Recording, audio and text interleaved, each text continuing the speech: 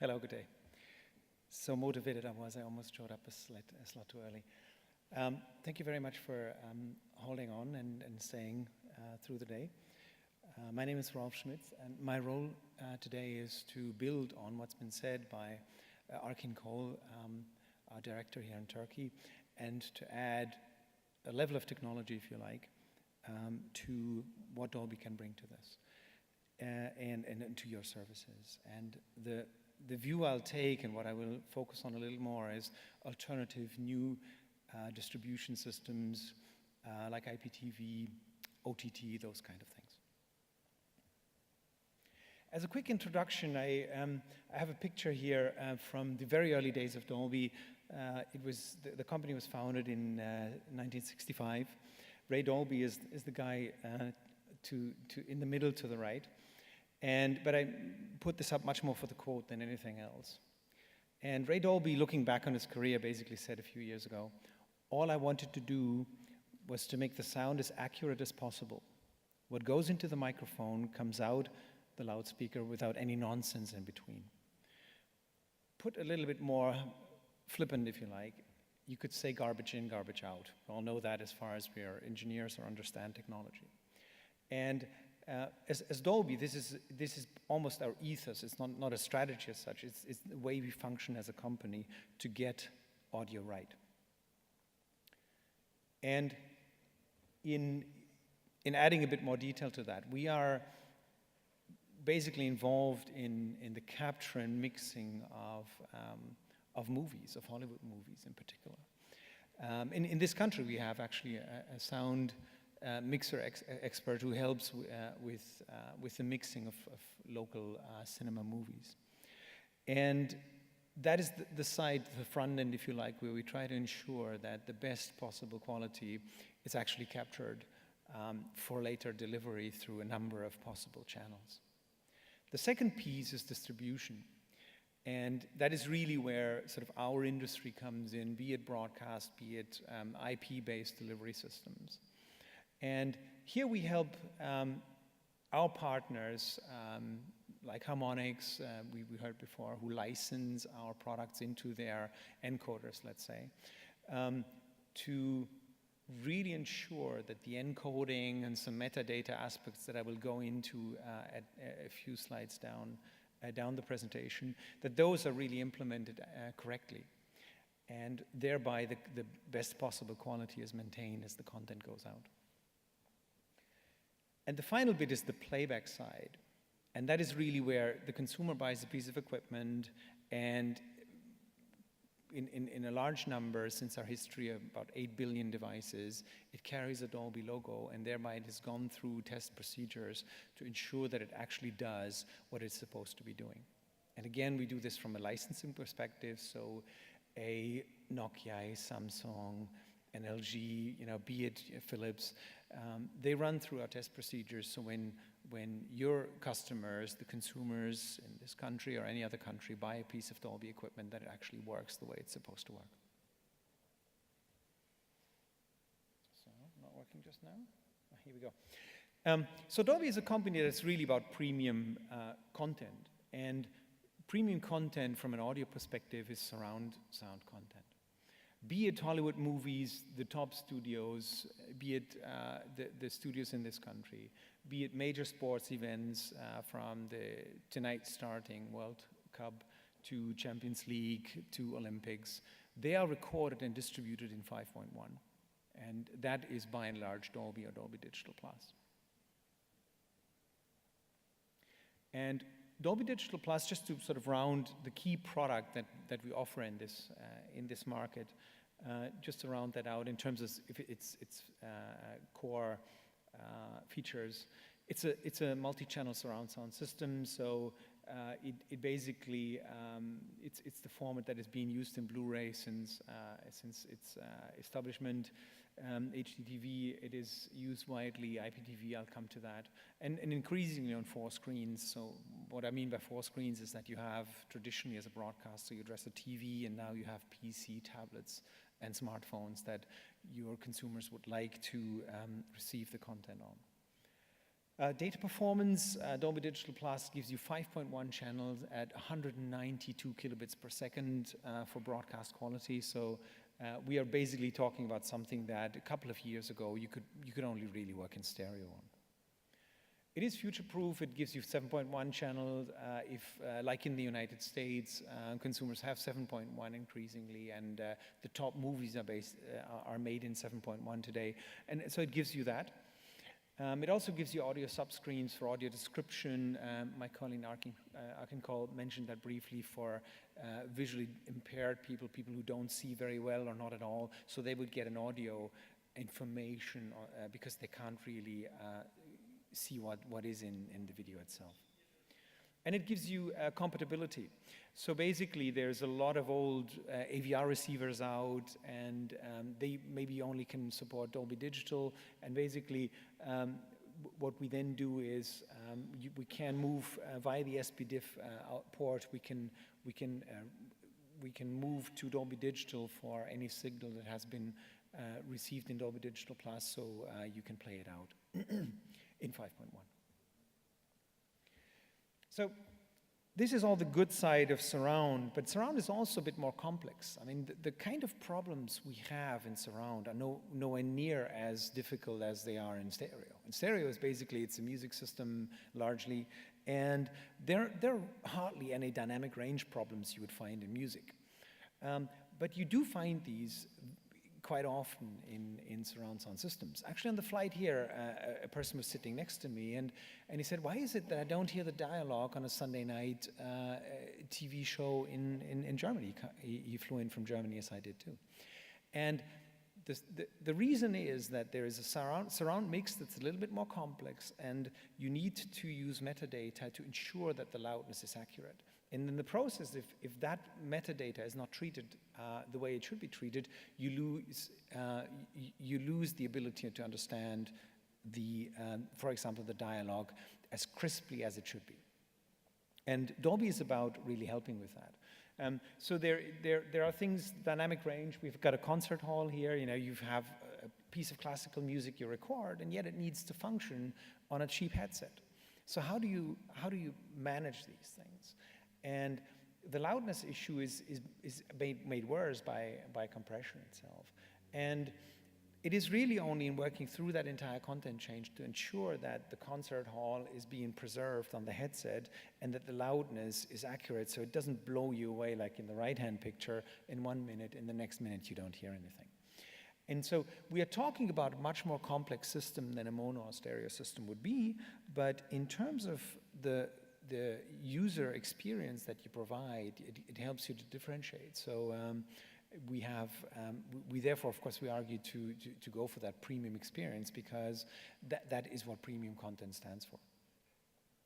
So from those complexities, of course, we've acknowledged that we need to help the market to implement these systems properly. When it comes to professional encoders, we partner, we license our products, we partner, and we approve those. The Dolby Digital Plus codec gives you efficiency, 192 kilobits per second that I mentioned. The metadata framework allows you to manage the loudness across devices, and a consumer decoder gets our approval, as also briefly mentioned. And crucially, we have in-market, in Turkey in this case, we have local technical support to ensure that the quality of your system is functioning. So if you choose to adopt Dolby Digital Plus, there is, at the end of a phone line or in country, there is somebody to help you to set up the system properly. Generally, that is only really required when the system is set up. And once it is set up, you're basically good to go, and it's a very stable system. And this is all about bringing, and I took an example of the soccer because of tonight's opening, of bringing a soccer experience to the living room and really make it a vibrant, immersive experience that it can be if you go to that effort and you try to differentiate yourself. But of course, the home is the traditional way of receiving broadcast systems, and I briefly addressed that. Tablets and smartphones and PCs, computers, have come into that equation. So our vision is to bring premium audio to all those screens. Now, A question that I do get then quite often is, a tablet is a stereo device. I mean, it has, if at all, it's got 2 speakers, possibly even more, only 1 speaker, and it does the headset, which brings you stereo, but that's pretty much it. However, managing the loudness, managing dynamic range, and so forth, you can really ensure a quality and consistency of experience that helps you stand out from the crowd. People on those devices, they watch YouTube, they have all sorts of videos and audios flying around that are not managed in their quality, but certainly entertaining to them. Otherwise, they wouldn't do it. So in this sort of internet-based field of competition, you're not just competing against the other broadcaster, you're basically competing against all sorts of entertainment that is possible on these devices. So we would argue, and we have some consumer research, that consumers value and are open to pay for a premium audio experience that really brings the content alive and makes the content shine on devices that have much smaller screens. For some reason, here we go. So as a set of references, OTT players, over-the-top players have been emerging for a couple of years now. In the States, it's a very mature market. I would argue in Europe it's developing. There's a lot of interest, a lot of investment in it, and we see sort of the early stages of take-up. Certainly Europe is a very diverse market, so in the Nordics you see a very fast take-up. In my home country, Germany, Netflix is expected to move in the next 3, 4, 5 months. And that brings a lot of momentum. We have seen Maxdome, a German OTT provider that is owned by the largest public broadcaster. We've seen Maxdome adopting Dolby Digital Plus to bring a premium consumer 5.1 experience to their customers. Videoload, a unit of Deutsche Telekom, I've put in here. HBO Go is certainly a brand that is recognizable. And an interesting one is Amazon. Amazon has launched a Kindle Fire, which I try to put into this picture. It's a tablet that carries 5.1. And in fact, if it gets a 5.1 piece of content, you can even, via HDMI, connect it to your AVR at home and play out the movie that you have on your tablet on the TV and receive it in 5.1. And you will get the benefits of loudness management, dynamic range management that I've mentioned on the device if you listen over headset or over the speaker. It's actually much more recognizable when you speak over, when you use the inside speakers of a Kindle Fire. So that is a set of references, and I wanted to really add another topic to sort of this OTT side in the second part of the presentation and ask, what is next in audio? And address sort of the history and future, in this case of cinema sound, but really give you an idea of what we think is the future in sound, as we go into the next couple of years. And to head that off, oh, actually, sorry, there seems to be a slide missing. So to round that out, to start that off, the premium audio experience in cinemas really started to take off in 1977, Star Wars. A 4.0, would you believe it, channel system. And the 4 channels were wrapped in to fix into the stereo infrastructure of films. And that created a lot of interest, and the Star Wars movie is to this day, it is one of the best known movies on the planet. Fast forwarding to 1992, Batman Returns, 5.1.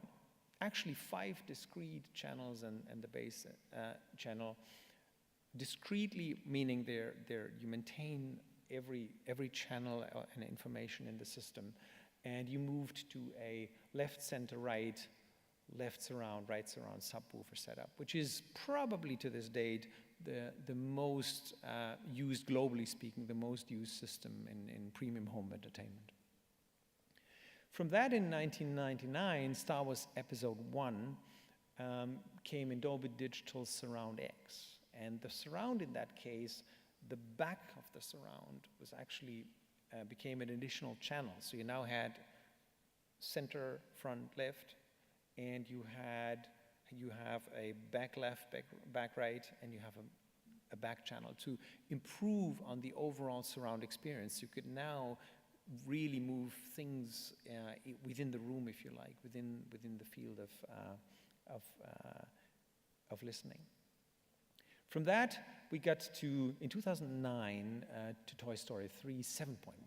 Now, I hope you're getting more and more channels as we go along. But where does this end? What are we going to do now? 11.1, 22.2 has actually been proposed. How many channels? Where do you run into, this is too complicated, where do you run into diminishing returns? And actually, there's a 22.2 system being proposed, and I asked a customer of mine recently what they thought about it, and this was an OTT customer, so they bursted out laughing, and they said, I cannot see anybody ever putting a 22.2 system into their living room. Personally, I can't see either. So the future of sound, in our view, is not adding more and more and more channels to get slight improvements on the 360 degrees that you can have in a circle, to add to that, to improve the resolution on that angle, but really to go for objects. And what audio objects mean, I'm going to spend a few more minutes on. So basically, the technology that I'm going to introduce now is Dolby Atmos. It is in cinemas around the globe. It's been used. Sorry, there's a piece of animation missing. It's been used in cinemas, and it maintains the surround piece because we are really quite happy with the performance of the surround system itself in terms of the way it can manage dynamic range and really make a cinema shake when something big occurs, like in Transformers, a building collapsing. That is actually pretty good. Surround is pretty good at that. The piece that surround is sometimes missing, certainly missing, is height. There is no height information. If it rains in a movie in 5.1, be it 7.1, well, it rains around you. But nature provides that rain comes from above, and the current systems didn't provide, or the systems at the time didn't provide that. And so one of the key things that we did was to really add height to the experience, but also in adding more speakers rather than channels to be able to create objects in the room. So basically you have a surround sound bed as it was before, and you create distinct objects. It might be a helicopter, it might actually be rain, it might be it might be a bird, as in this example, or a frog, but this is more for animation. But it might be things like, we actually have a jungle demonstration where it's just a crispy, like a bird, making some noise, and it really adds very significantly to the experience, that it becomes more nature-like. We actually have a rain demonstration, and one of the colleagues from Maxdome that we presented it to, she actually went like this because she was shivering at that moment when the rain started to fall in the demonstration. So it becomes very lifelike. So where are we with this? In terms of the introduction, it was brought to market in 2012. The first movie was Brave, that received an Oscar for this. So it's a new generation of sound. It's adding the third dimension. Objects are replaced by channels. I hope I got that piece across, because adding channels we didn't really believe was feasible, and we didn't believe the industry wanted that. We can support up to 128 objects, so that should really suffice even for larger cinemas. Up to 64 speakers in larger setups, larger cinemas, are required to really make the objects stand out and create them in a lifelike way. So it's in summary, and in terms of the benefit it gives you, it's a step change improvement in sound immersion, much more precision and control in the mixing. It's an unprecedented immersiveness of the experience. And it is actually scalable. So if somebody mixes an audio, the audio in Dolby Atmos, and plays it back in an old 5.1 or 7.1 cinema, then you can take the same media asset and play it back there, because it's backwards compatible to older systems of Dolby in cinemas. So how far have we come with that? The status of Dolby Atmos in cinemas, the number of movies released or announced to this date is 120. There's a lot of Hollywood in there, but not only Hollywood, also Bollywood coming in, European movies coming in. The number of cinemas is 650. Now, that is probably a little under the critical mask where we say this thing's done, but we introduced in 2012, and we're now at 650 cinemas, so we're very proud to have achieved such a steep growth rate, and it continues to grow very significantly. It is considered the technology of choice by leading directors. Alfonso Cuarón, the director of Gravity, said, Dolby Atmos is the sound technology I've always dreamed of, because the sound is really a very significant piece of the overall experience. And Gravity, if you remember, was a movie that happens in space. So these objects that I described can actually be astronauts that fly through your field of vision, and they're talking through another astronaut that's flying that way. And so you become a you move into a very realistic user experience. So I hope I've created your interest in Dolby Atmos as we develop that system. In summary of today's presentation, I wanted to wrap up for you that Dolby is the leader in sound, and we're supporting the full ecosystem to ensure the quality of experience in your broadcast system, in your OTT system, with local support. Dolby Digital Plus is the technology of choice for broadcast and digital distribution, be that IPTV, be that OTT, be it streaming over an IPTV network. All these things, we have proven reference systems in place. And as to the future, that we are very excited, and I hope I've created your interest, that we are very excited about the progress we've made in Dolby Atmos and the kind of experience we now create, where we feel that we've really moved to the next generation of exciting people to go to the cinema and later experience the Dolby Atmos proposition maybe in consumer environments too. Thank you very much for your attention. That is the end of my presentation. We have a stand on the show floor that we will have in the next couple of days. So for questions, you can talk to me after this session, or you're more than happy to visit us on the stand later on. Thank you very much.